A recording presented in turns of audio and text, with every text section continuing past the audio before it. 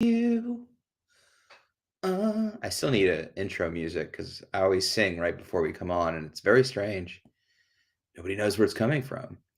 Good evening. You're probably just getting a notification and no one's here. Maybe someone's here. But if you're just joining us, welcome to another edition of Community Conversations.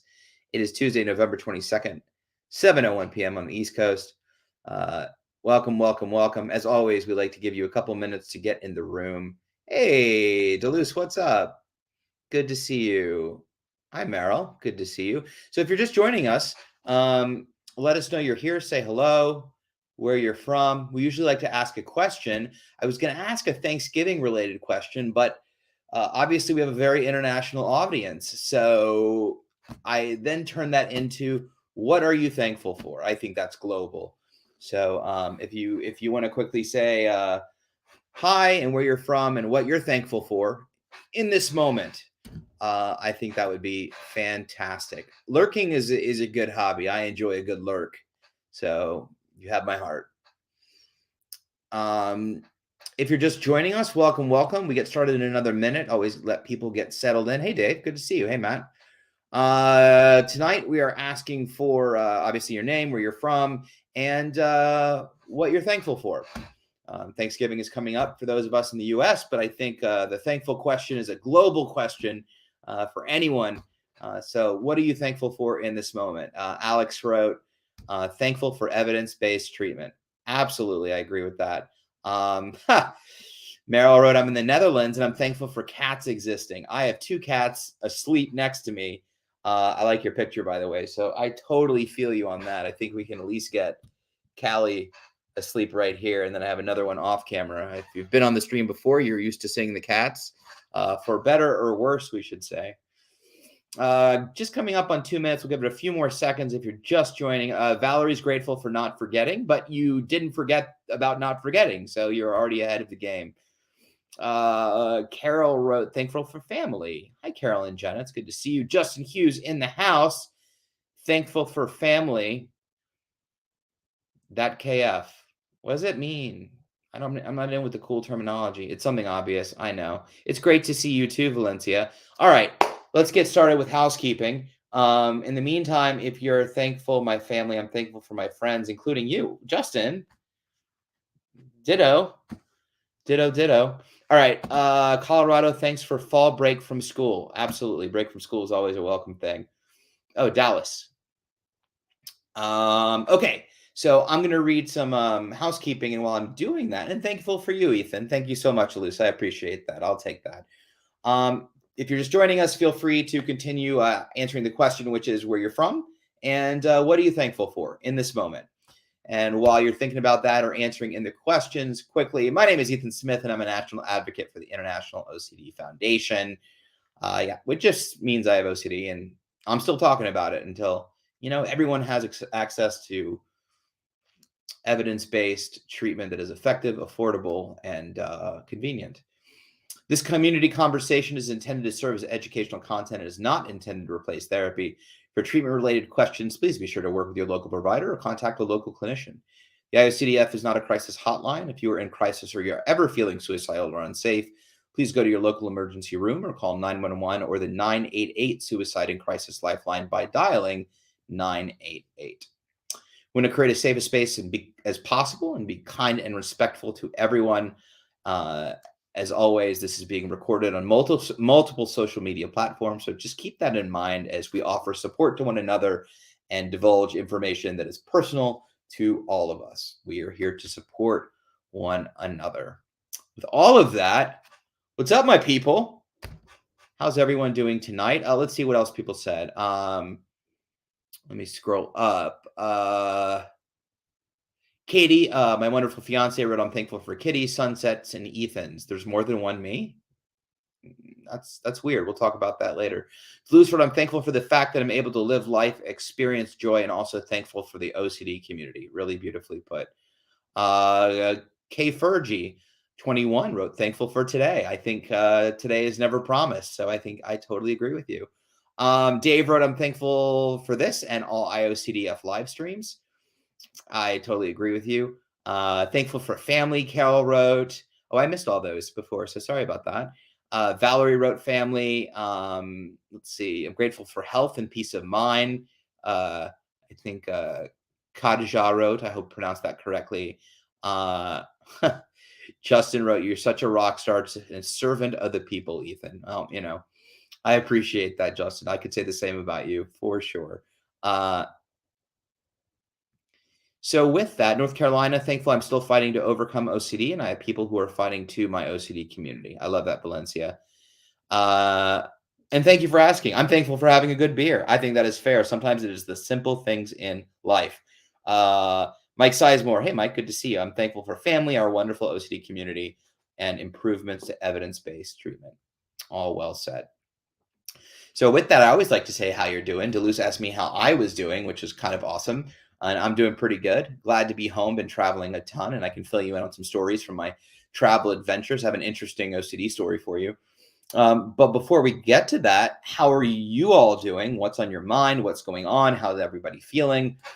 If you're in the U.S., Thanksgiving is coming up for you. I know the holidays can be challenging and hard for anyone, no matter where you are, with OCD and anxiety. We will be covering that in a town hall on December 6th, I think. So, oh, Khadija. Thank you, Katie. Khadija. Oh, you're right. I said Kadaji, didn't I? Sometimes I get things reversed. Apologies, Khadija. Um, so the water bottle story. Why don't I remember what the water bottle story is, Katie? So, as always, I like to open it up to questions and comments and what's on your mind. I saw one quick question, real quick. Where did I see it? Um, Laura wrote, "My whole family likes to judge my mental illness, severe OCD. Why is that?" 7:05 p.m. Fran, sorry. A lot of times any judgment comes from misunderstanding and not quite understanding what you're going through. I'm sorry for that. It really sucks. You're definitely not alone. Unfortunately, our family and friends sometimes can have a hard understanding, or like many mental illness, think that it's laziness or just get over it. And it can definitely be easy to judge. I think compassionate education is the way to approach. So, if your family is open to a conversation, either with yourself or a healthcare provider, if you're seeing a clinician, even introducing them to maybe an article about a celebrity or something that has OCD and that talks about it, or a YouTube video that it's explained. Sometimes showing them a piece of content or relevant material can be really helpful in helping people understand what you're going for. But at the end of the day, compassionate education generally is the way to go. And you can always try to sit them down and tell them a little bit about what you experience and why it's potentially hurtful for you that they judge you in that way.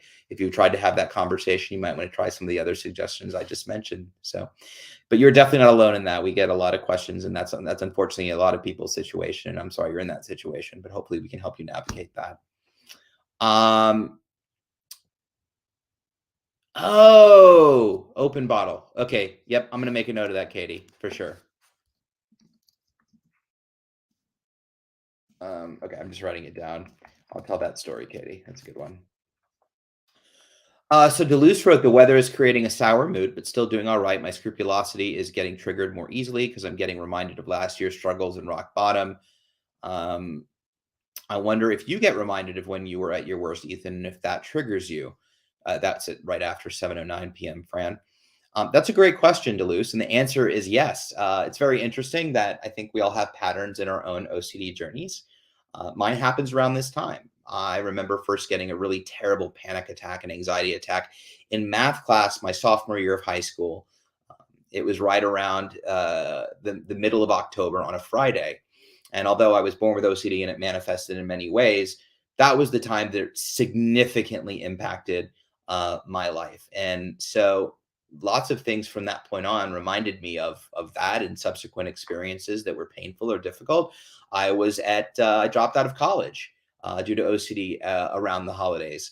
I dove in a snowbank and dropped out of the OCDI around the holidays. I was at the OCDI around the holidays. I think that this period of time for lots of folks, for one reason or another, whether it's seasonal effectiveness disorder, right, around the time of the change, the light differences and things like that, or whatever it may be. Um, I think being reminded of triggers is extremely common, and especially when you're at your worst. Um, And with that, I think there are opportunities to find strength in who you are and who you've become, whether you're still working through OCD or you're in a place of maintenance and management. I think that opportunities to remember that before is not now, that being present in this moment, and that your story's been rewritten to a certain extent, regardless of where you are. You're in a different place that you were in the past, and so when I get reminded, definitely triggers in the beginning were a lot more intense for me and a lot more challenging to overcome, especially around some of my PTSD issues that were a result of bad treatment of OCD. So early on, when I would be triggered in those ways, it's very challenging to address those. But as I've sought treatment for that and ways to navigate when those things happen, but I think it's very common to enter periods of time and moments where you're reminded of things that were really tough.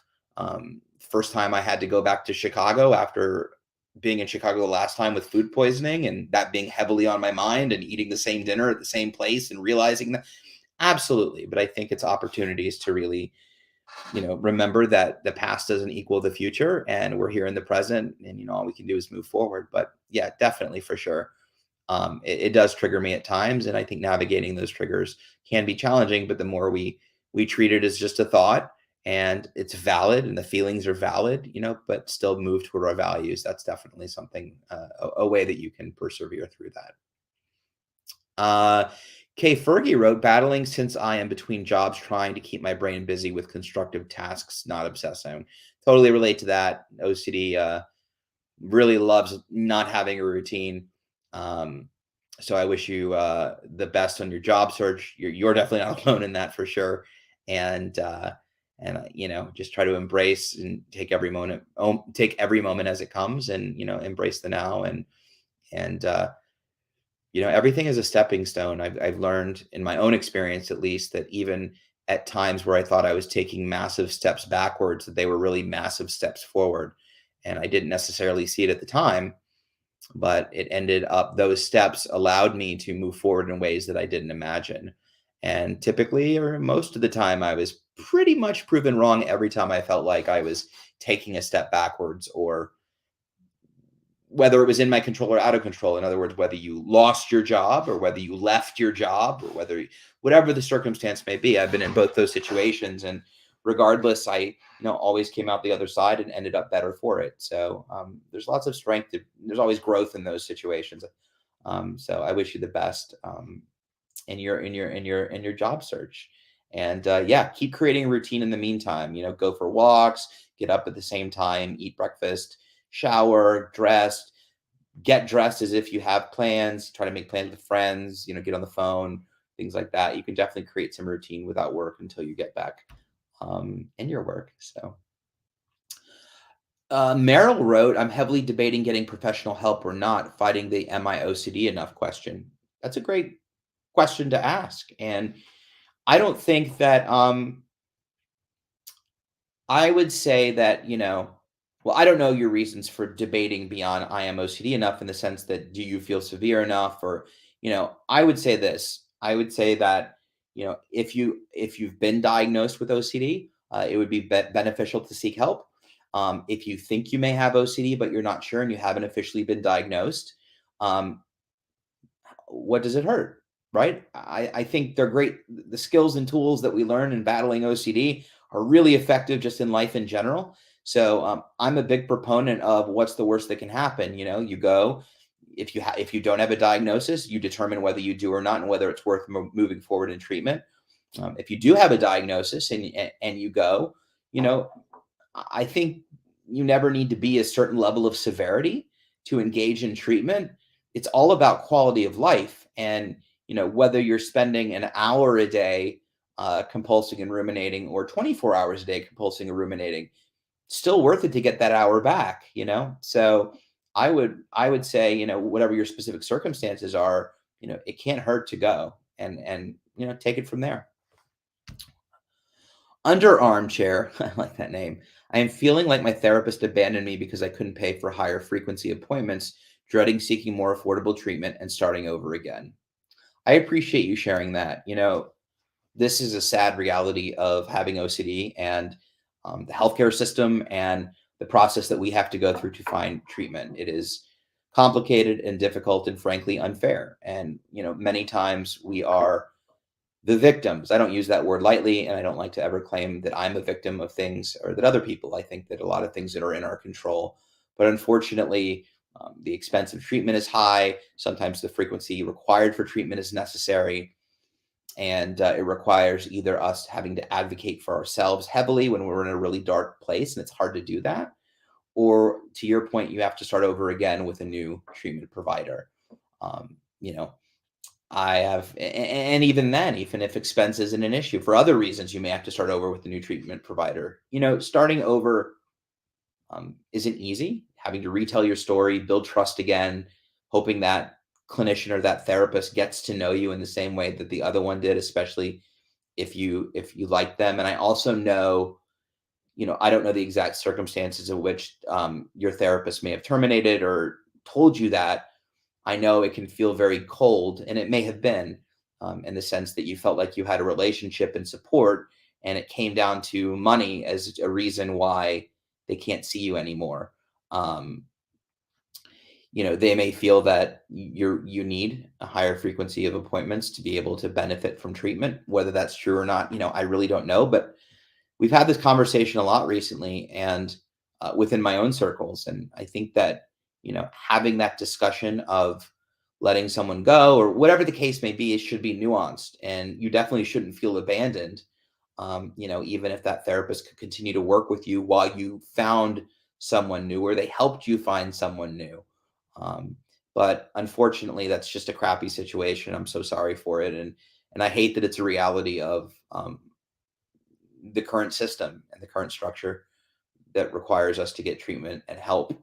And I wish that wasn't the case. That's why we advocate, so we can create, you know, there's obviously way more demand than supply. And, it's valid that therapists want to make money and need to make money and they don't get reimbursed by the insurance adequately. And that's real. And it's also real that, we all can't afford $200 an hour for a session, or 300 or 400 or 100. And why don't insurance reimburse? So, and all those reasons are valid too. So we're constantly working on what's the balance where therapists and treatment providers can feel validated and make what they need to make, but we can also get the treatment that we need and have it all be affordable, effective, not inhibited by geography or anything like that. So I'm sorry for that. That's really crappy. Alex wrote, I wanted to share that sometimes we have triggers or rough days, but it shows our resiliency and how far we have come. Oh, for sure. I totally agree with you. I think we can't know our good days without our bad days and how we navigate those. And, growth doesn't come from easiness. I always laugh and say, oh, I wish I could have growth from, sitting on the beach and drinking a pina colada. But unfortunately, that's not where the majority of my growth comes from. The majority of my growth comes from feeling and pain and difficulty and struggle. And that's where I do all my learning. And, I wish it were the other way around, but it's not. So I definitely think that, the other thing about triggers that I'll mention is that if you're triggered but you're in a different place, to Alex's point, it definitely speaks to your resiliency and your inner strength and the fact that, you're in a different place now. So you may be triggered and reminded of something icky that happened before, but that's where present mindedness comes in really handy. It's this idea of, but I'm here right now in this moment. And I may be reminded of a really hard time or a really crappy time in the past where I was dealing with OCD or triggers or compulsions or whatever. But here in this moment, I may not be doing that. I'm not doing that at all. Maybe I'm just thinking about it or scared I might do it. But in reality, I'm here in this moment and that thing isn't happening. Even if you're just slightly better and taking comfort and seeing the strength in that, how much you've potentially grown from that moment. So yeah, it definitely shows our resiliency and how far we've come. I love that. I love that statement, Alex. Thank you for that.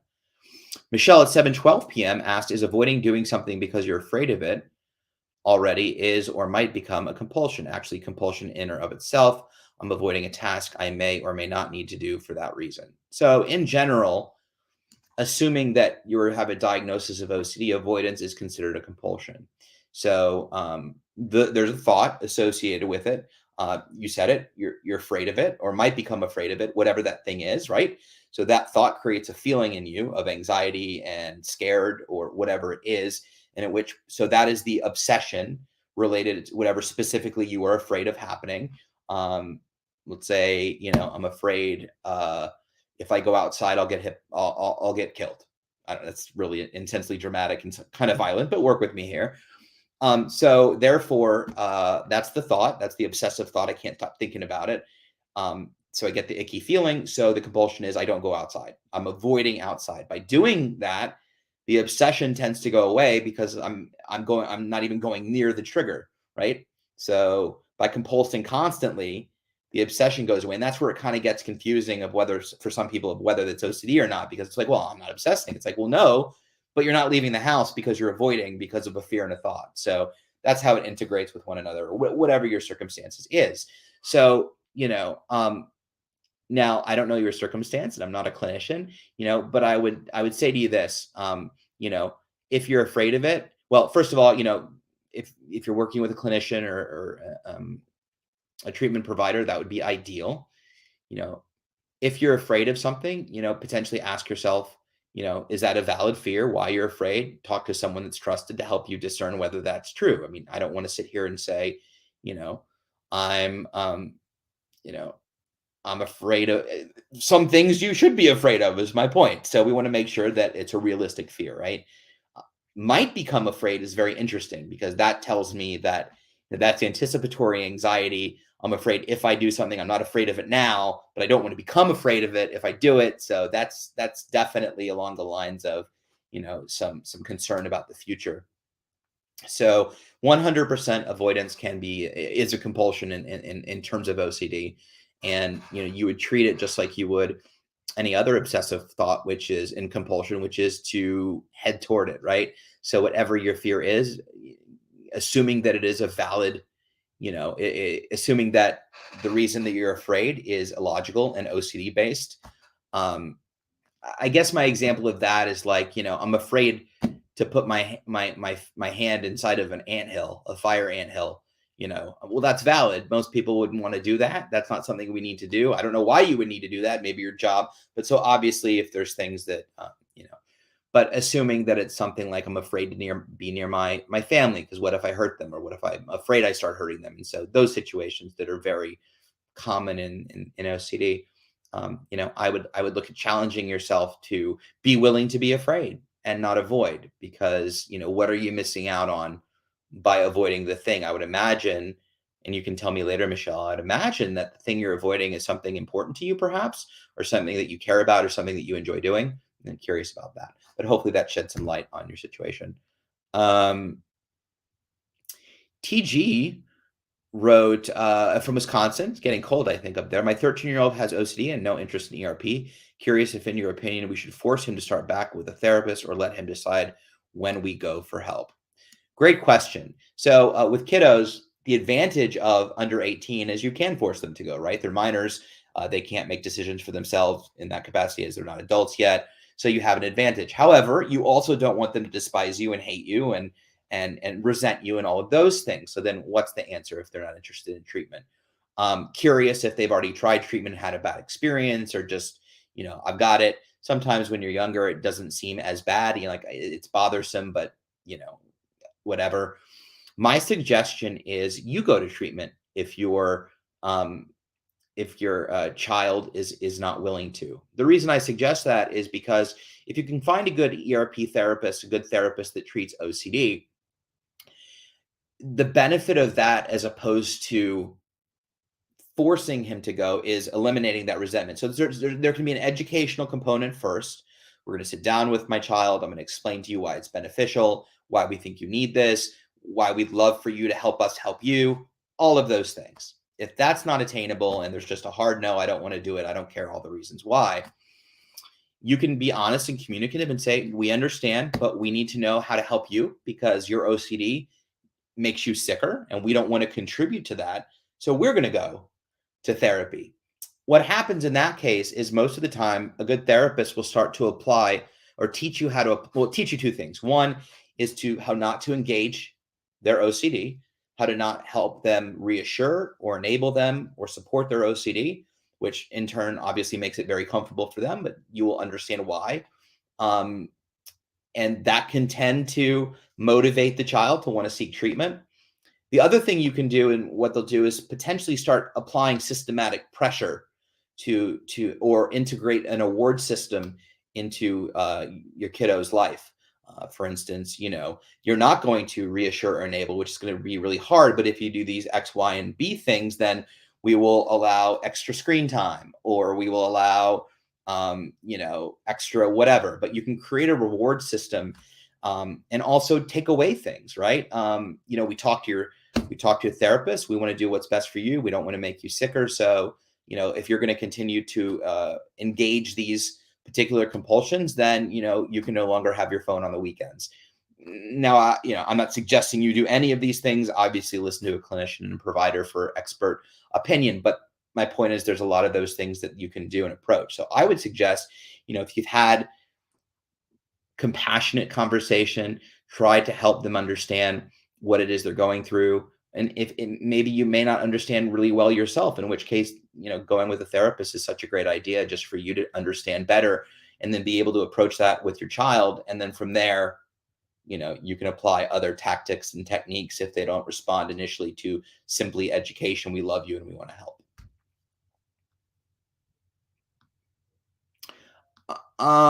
Let's see here. Hi, Deirdre. Good to see you. Alex wrote, I totally understand treatment being hard to find or expensive. My insurance doesn't cover any specialist for OCD, so I have to pay out of pocket. I'm sorry you're experiencing that. Yeah, it's tough. NoCD NoCD is an app. If you don't know it, I'm in no way saying it's amazing or not, but I do know that they have partnerships with a variety of insurance companies, depending on your state. I think 1 in every 3 people in a state is covered by insurance. Their rates used to be lower out of pocket. They're now equal to a private clinician, but it may be worth exploring NoCD to see if they are covered, if you are covered by their insurance or by your insurance. If they take your insurance, words are so helpful at the end of the day. The other thing is, there are a couple other things you can do, which is so challenging when you're struggling. But one is, and I mentioned it before, is advocate for yourself. Will you work on a sliding scale? I don't want to leave you. Here's why. Can I pay less? Is there a payment plan? Would you be working at a sliding scale? Can I submit? A lot of people don't realize that sometimes, depending on your insurance, if you have out-of-network coverage, that they will reimburse you. So are they giving you a super bill, it's called? So you can reach out, you can send it to your insurance company, and sometimes they'll reimburse a percentage of that to offset the cost. So there are things you can do. Nobody, when they're struggling, whether with a mental or physical illness, you have to fight and advocate to get seen, to get treatment, to get help. All of that is, don't get me started on that. But you can definitely, there are ways to fight for what you want.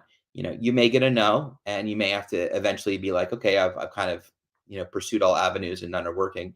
But it is okay to push for what you need. And, the worst says no, and you go on to the next thing.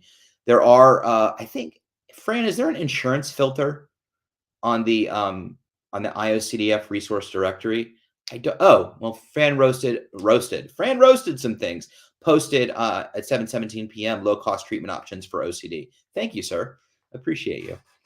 And yes, he just wrote there is a filter where you can filter for insurance companies. So you can go to the IOCDF resource directory and type in your zip code and choose all the various filters that apply to you, and see if we can't come up with some other options for you. Deleuze at 7:19, Ethan, I wonder if you have any advice for navigating feeling sour at this time of year and the uptick of symptoms that may result from that. I've noticed a large increase in moral scrupulosity. Yeah, I mean, I think I talked a little bit about this. Definitely engage in your skills, engage in treatment if you're in treatment. If not, there's some amazing influencers and support groups and Instagram accounts and a variety of other ways to engage. But I mean, my initial advice is, you have insight, you're here, what you're feeling is uncomfortable and gross, but it's also OCD or anxiety or something else. So are you willing to feel sour? I think the intention typically, sorry, Fran, that you had to hunt that down. I think the intention is like, oh, it's the holidays, I want to feel good. Or I don't want to feel bad. Who doesn't want to feel bad? any time of year, let alone this time of year. We don't. But what we recognize with OCD is, can we feel crappy and still do things that are meaningful to us? Still, move toward our values in a healthy way. So, my initial suggestion is, are you willing to feel sour during this time of year and still do things that are important to you? I would have you start there. The more you do and embrace that, and I'm not, I'm saying like, okay, I feel icky. I probably know why. It's my OCD. It's my anxiety. I went through some crap this time a year ago, 2 years ago, 3 years ago. But last time, I felt crappy and I didn't necessarily do things that were meaningful to me. This time, I'm going to take my crappy feelings and I'm going to go do stuff, and I'm going to breathe through it, and I'm going to experience it, and I'm not going to like it, but I'm going to be okay with it. I would start there. Matt B at 719 wrote, I've been struggling with OCD staring, visual Tourettic OCD for the past 6 months, as it's really triggered then. Does the OCD Foundation know therapists in the UK that can help with this condition? Great question, Matt. And staring OCD can be a little tricky for sure. I would suggest visiting, I don't know if we have another friend question, resource directory. Does it filter by country as well? I think that's a yes. I'm pretty sure it does. Yes, it does. Okay. So the resource directory can't live without Fran, man. The resource directory does filter by country. You can also visit, I don't know if you know OCD Action and OCD UK, which are two other nonprofits specifically in the UK. They might have additional resources or have relationships with clinics or other things that we may not have. But you can also email the foundation at info@iocdf.org. I'll give out that email later. And we can also try to connect you with individuals in your area. I know navigating the healthcare system in the UK can be tricky, especially for this type of treatment. But we can definitely see if we can find some help. There are also treatment providers in the US that will see overseas in other countries in the UK. So we can also help give you some suggestions of therapists and treatment providers that will see out of country as well. So there are options. Mirna at 720, how do folk accept that they don't have to feel comfortable to feel okay? Struggling with that right now. Okay, gotcha. So at 7:20 p.m. So the idea of, when it relates to OCD, feelings are valid, okay? Regardless of what it's about, feelings are valid. But how we feel about our OCD thoughts, our thoughts, are a little less important. It doesn't mean that it isn't valid, but feelings in regards to our OCD are the best illusionist magician in the world. They convince us of all kinds of things, including that our thoughts are true, our thoughts are going to happen. It's not maybe an OCD thought, maybe it's a gut feeling and I should listen to it. They're very deceitful. And so this whole idea of don't have to feel comfortable to feel okay simply means that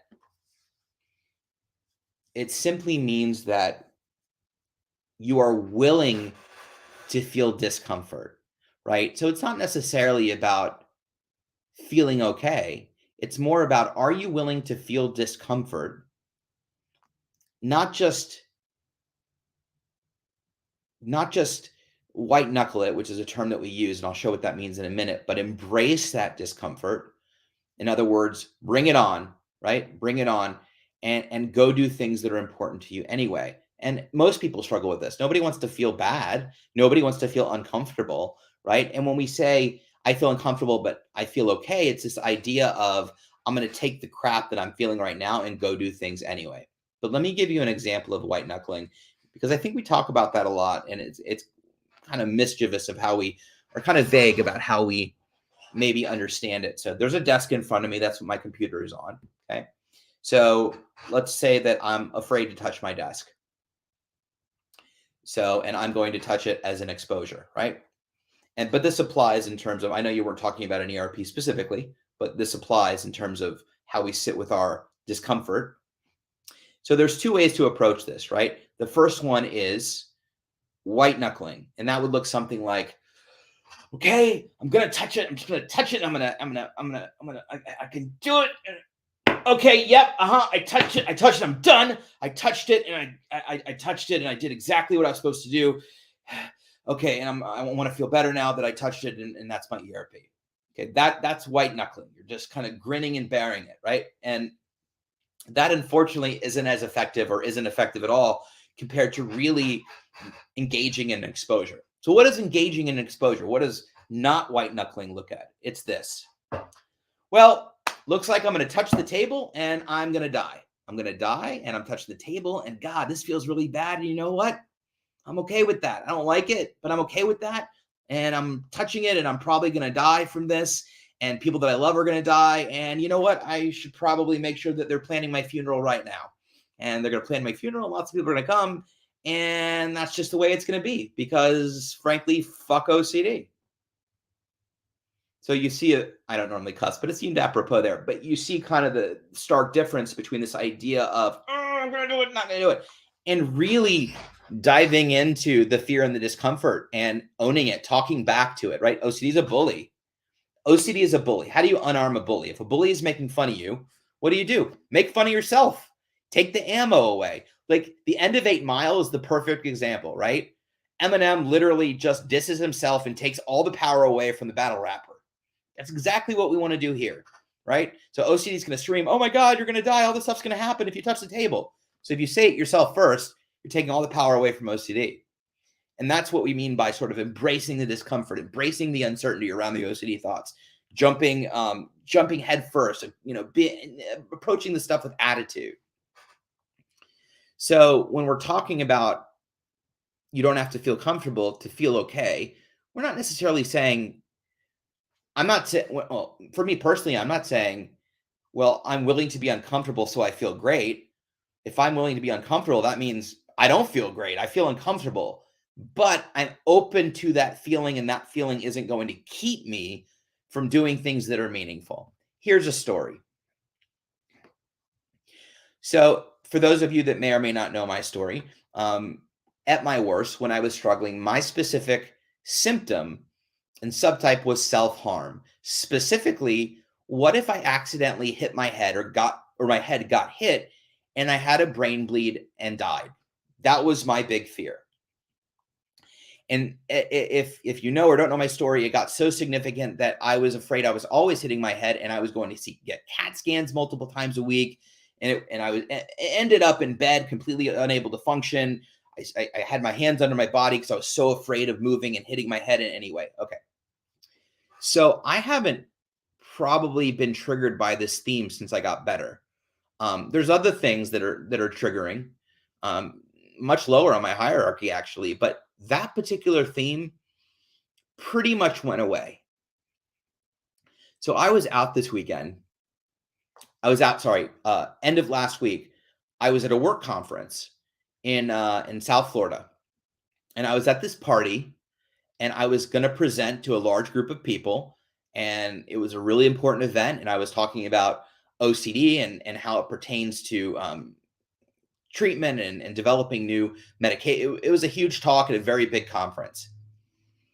And right at the beginning of the party, somebody came up to me and thought it would be funny to put me in a headlock.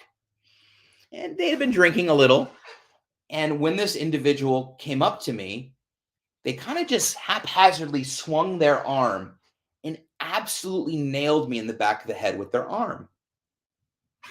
And I kind of jerked forward and kind of whiplashed my neck, and it did knock me out or anything. I was a little dazed, I think mostly because it took me by surprise.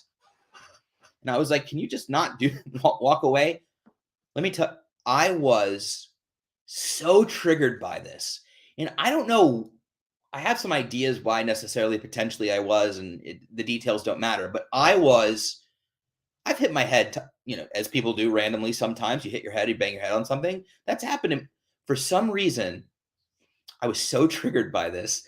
And there were some people there that know my story, and they were watching me, and they were like, are you okay? I'm like, maybe. Okay. So what did I do? So everything in my brain was screaming, oh my God, like there's a chance. Now, first of all, I didn't believe the fears as much as I had previously, but I was definitely triggered. My anxiety was like at an 8 out of 10. And my brain was like going, she hit you pretty hard. The back of your head is a softer spot, because I researched and Googled, what if you have a bleed? And these thoughts they hadn't been there in so long. So I immediately thought, do I go to a hospital? Do I go get myself checked out? And, I immediately was like, I am going to not go down that rabbit hole because I know where that rabbit hole got me before. I am going to be as present as I can at this party. I'm going to talk and present. I am going to sit with this horrible discomfort that I have, put on a smiley face, engage in conversation, try to be irresponsible and ignore it because it feels so irresponsible when you're not paying attention to the thing that you're afraid of. And I am going to just assume that it's OCD and I'm fine.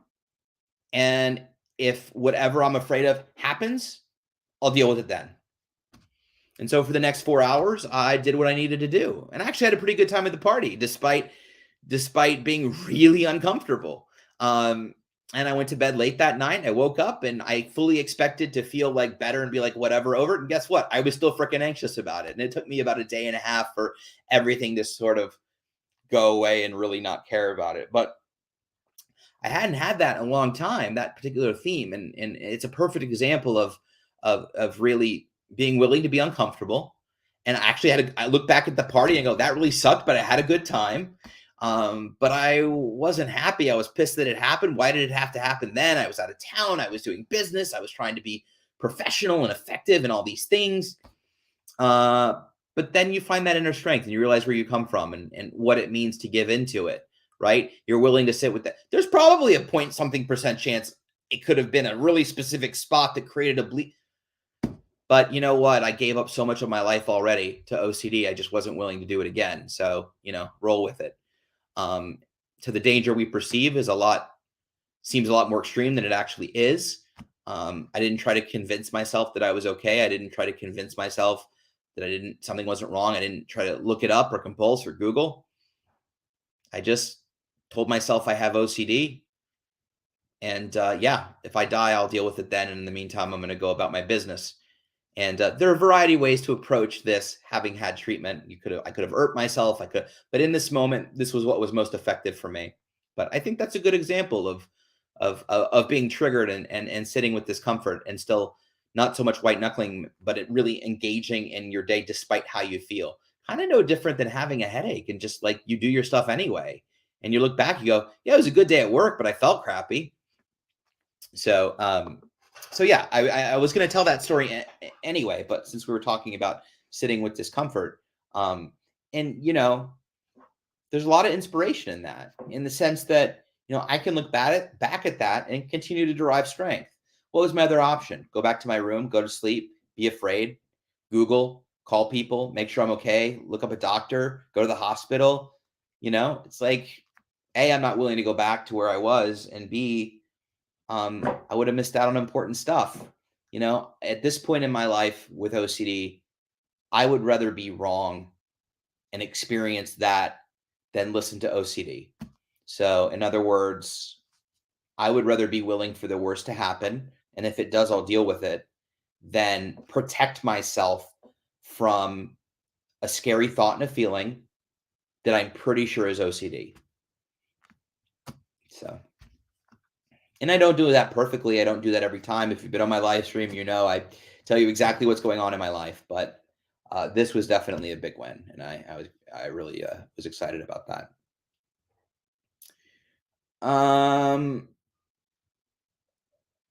So Kate Fergie at 7:24 p.m. How do you avoid mental compulsions like counting? Well, again, like anything else with avoidance, you don't want to avoid. Right? The fear is that, oh my gosh, I don't want to count. So the exposure is being willing to. In other words, let me rephrase that. So obviously, if you count as an exposure, if you count as a compulsion, the initial exposure by a treatment provider would be to help you resist, right? Exposure response prevention, resist the prevention of counting. Thoughts are getting harder, and not count, right? And that causes anxiety and all that other stuff. But, I misread your question. So how do you avoid mental compulsions like counting? So yeah, you engage multiple times in not counting, even though it's uncomfortable, and sit with the discomfort, and hopefully have the support of a clinician or a treatment provider. And the more times you do that, despite what the counting means, the more time you teach your brain that, yeah, who cares about how it feels, and counting doesn't make any difference in my life, and I'm gonna move forward. And eventually, you just don't care about counting anymore.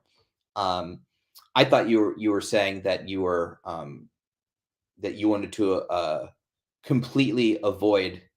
Anyway, yes, I'm totally fine. It's fine. I'm so sorry. I was traveling for 10 days, and multiple places, and that was really so. I'm actually really really tired. So I apologize if I don't make any sense, but I don't want reassurance. So please tell me I'm not making any sense. But that's the gist. K Fergie is,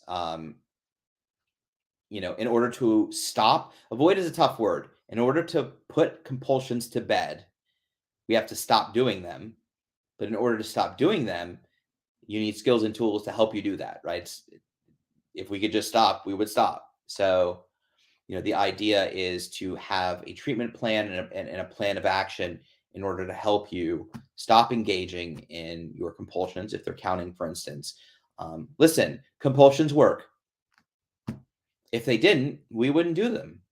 So the first time you do a compulsion, that anxiety is relieved. You're like, oh man, I feel so much better. The problem is over time, those compulsions and the efficacy of those compulsions, their ability to relieve the anxiety, become less and less and less and less and less. And that's where we many times find all of ourselves. We compulse constantly because we just can't get that fix of reassurance that we need. So we just keep trying to get it, or get that certainty. And that's a loop that never ends and makes your life really, really small. And so obviously the idea is to resist the compulsions, but not just about resistance. It's about understanding why you're resisting, and understanding why exposure response prevention therapy works, and understanding why acceptance commitment therapy works, and other modalities of treatment, and why you're doing these things, why you're choosing not to compulse, what's important to you that you're losing out on in life because of compulsions. All of these things are really important. So when I say, like, don't compulse, I say that with the utmost humility. It's really hard to do, but there is support, there is understanding, there is basic education that will help you get to a place where hopefully, um, you know, you compulse way less, care way less. I talk to people, and in myself, that a lot of my obsessions and compulsions are completely gone.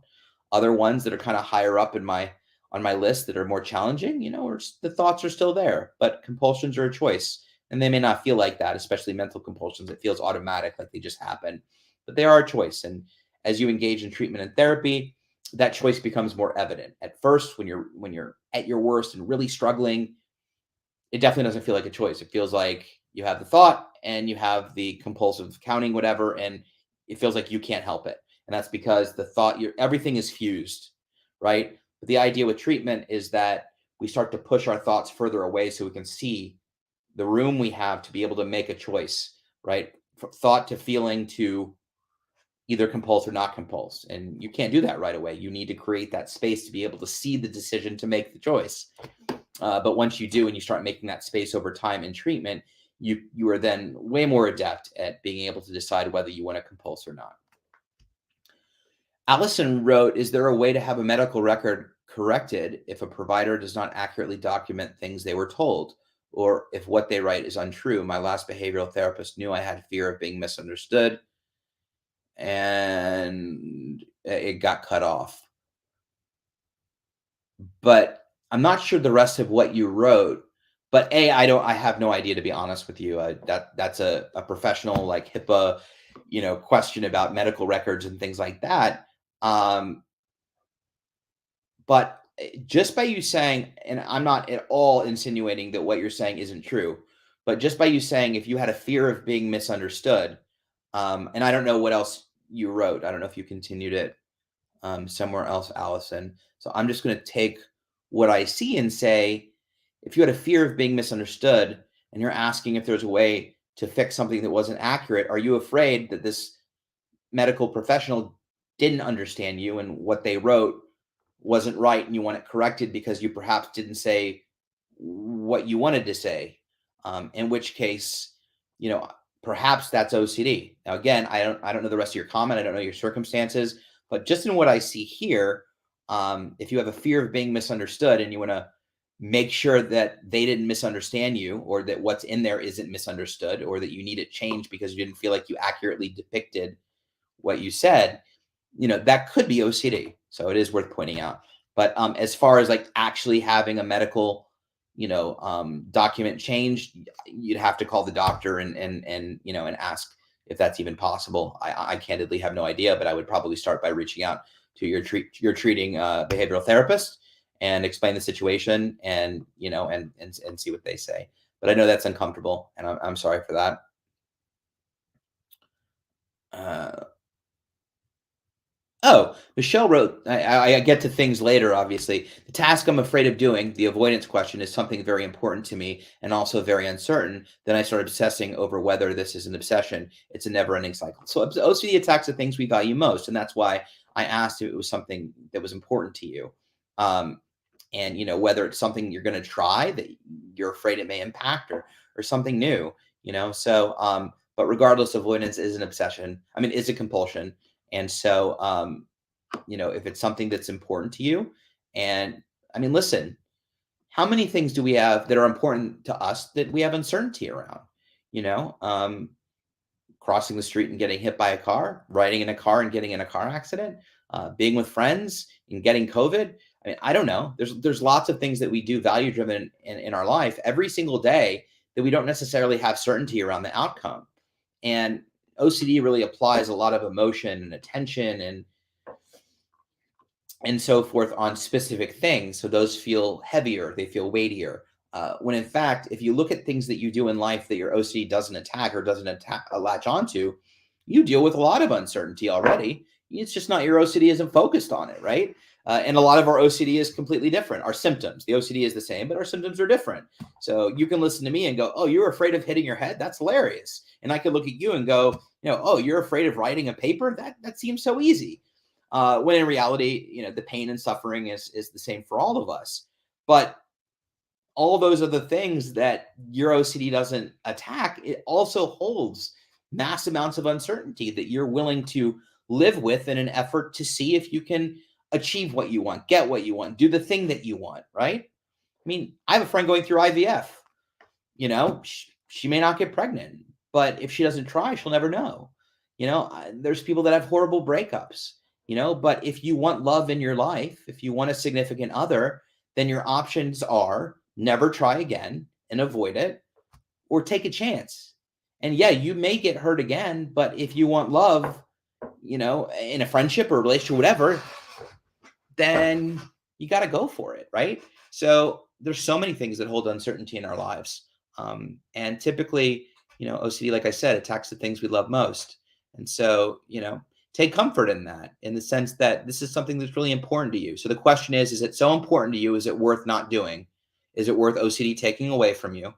Is it worth a fear stopping you from achieving or doing, or whatever the specific thing is? If it's something you can live without, then maybe it is worth avoiding. But I doubt that if it's something important to you, right? So I think that, if it's something that you really want and you don't like the fact that OCD takes it away from you, a good question to ask yourself is this something you would do if you weren't afraid or didn't have OCD, or you had certainty it would work out exactly how you wanted it to? And if that's the case, you might want to give it a shot.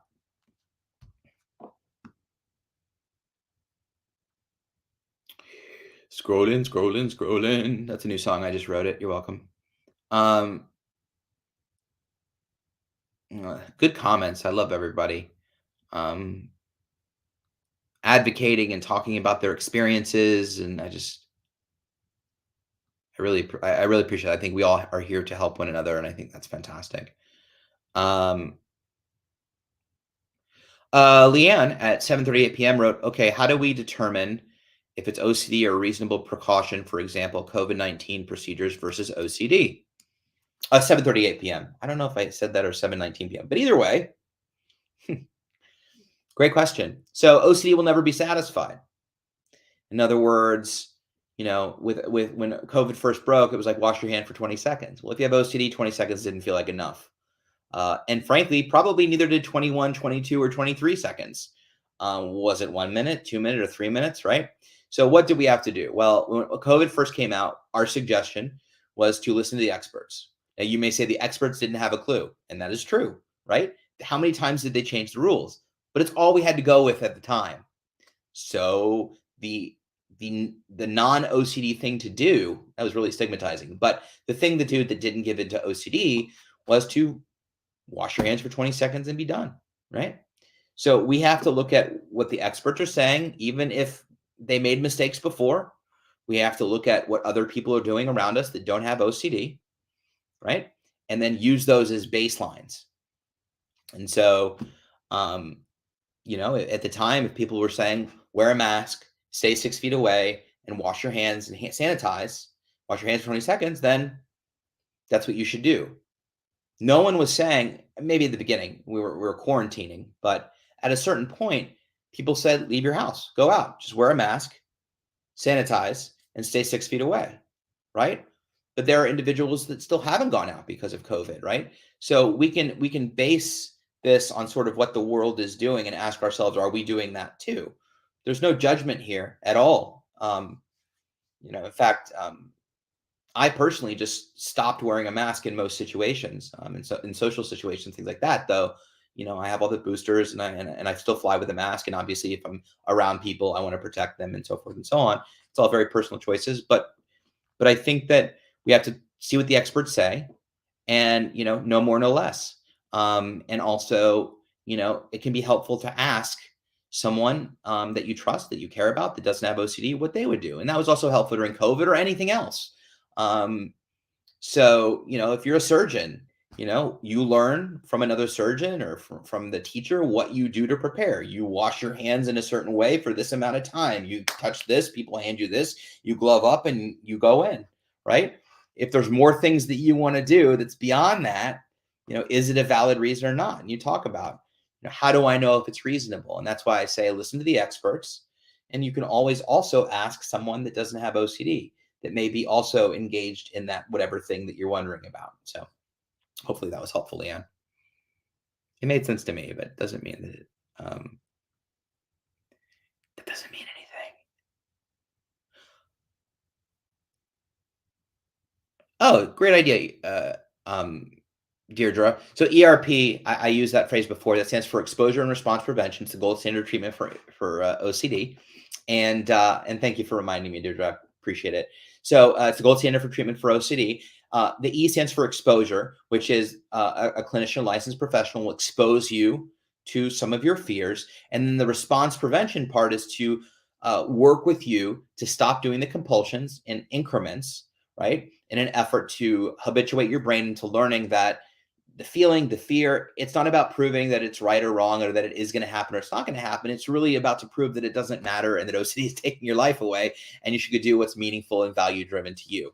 So the more that you engage in these response preventions, so let's say the more times you don't hand wash, and the more times you don't check something, the more times you don't rewind something, the more that anxiety will go down on its own without the compulsion until that anxiety is considerably less. Once the anxiety is considerably less, that tells the brain that what I was afraid of isn't as scary. So those thoughts start to dissipate over time until they're just whispers, and sometimes they go away completely. That's the gist of ERP as quickly as I could say it. It's 8 o'clock. Let's take one more question. Let's see here.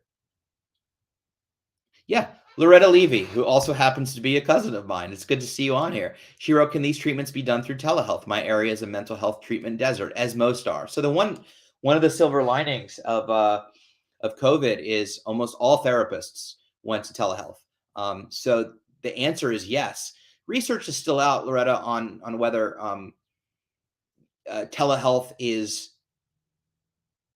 more effective. In other words, the initial data that people are seeing, and these aren't published reports, there may be some now actually, is that we know that treatment in most cases, telehealth can be as effective as in person. But in many cases, it can be more effective as in person than in person. The reason being, for instance, and telehealth isn't for everybody. I've been doing it for 3 years, 4 years. It's fine. I know lots of people who do telehealth, ERP through telehealth, and it's fantastic. If you need a higher level of care, for instance, and you need to be in a residential program or intensive outpatient, and you can even do that. I know people have done that telehealth, but those are circumstances where potentially you might need to be in a group setting. But one of the reasons telehealth is so effective is because it's meeting individuals with OCD where they are. So, for instance, if you're a treatment provider, you can look at me and look at my room and go, okay, he has cats. Things are somewhat organized, except for cat tunnels and toys that I'm hiding with my chair. So they can glean information about you. Also, you have to do your exposures and response prevention in your house, which is typically where a lot of people are triggered, right? So you think of it as, it used to be pre-telehealth everything. Home visits were really expensive. Now you're getting home visits for the cost of regular visits, which isn't that cheap. But regardless, you get where I'm going with that, which is for a lot of folks, the office felt like a safe space, right? You learn what to do there, and then you have to go home and do it. Telehealth, you have the opportunity to have support at home while you do the exposures, and that can be really beneficial. So the short answer of that is absolutely. Telehealth can be just as effective as in-person treatment, if not more. With that, good question, Loretta, and it's good to see your Facebook face. It is 8:02, so unfortunately we're out of time. I'll give out an email at the end. It's my email. I check it. I'm caught up. No emails. I went through them all. So you can feel free to ask me a question that I didn't get to. So real quick, first of all, I want to thank the IOCDF and Fran behind the scenes, who's joining us as a special producer guest. So thank you, Fran, for being here and being awesome. And always thank you to you for your conversation, your comments, your advocacy as you relate to each other and share. That's brave, and I really appreciate you. I love this conversation. I love this live stream. I want to do it, hopefully, as long as I possibly can, and I hope you enjoy it as well and feel supported. I know you support me as much as hopefully I support you, and so I love that we can do that together. Tomorrow, 12 p.m. Eastern, 9 a.m. Pacific, you can join Dr. Liz McInville and Chris Tronsden for an Ask the Experts. That is on all social media platforms. If you already like and subscribe, you'll be notified. You can also submit questions ahead of time at iocdf.org/peace of mind. Also on that website, you can view the entire schedule of future live streams. This is one of many, many programs that we have. Finally, like I said, if you want to like and subscribe, be sure to on whatever platform you're on, YouTube, Facebook, LinkedIn, Twitch, to make sure that you're notified. Yeah, all the things. There we go. I like that one. To be notified of when we go live, so you don't miss it. Finally, if you need resources, you can visit IOCDF.org. Feel free to email them at any time. Sorry, that's the website. Or you can email them at info@iocdf.org. Thank you, Fran. And feel free to email them for anything that you need. They're amazing. Finally, I will give out my email address, which only goes out to those that are watching Community Conversations. If you have questions, comments, if I didn't get to your questions, if you agree with what I said, if you absolutely disagree with what I said, it's an open, private space. I'm the only one who checks this email. Please feel free to email me at justethan@iocdf.org. With all of that being said, have a beautiful rest of your week. If you're in the U.S., have a wonderful Thanksgiving with family and friends. And if you're not, continue doing what you do. I want to thank everyone for being here. Stay safe, stay vigilant, feel the feels, don't let OCD off the hook. And we'll see you 2 weeks from tonight for another community conversation. Also, December 6th is a town hall on dealing with the holidays with OCD and anxiety. So everything will be on social, so you'll see it. So have a good night. See you later.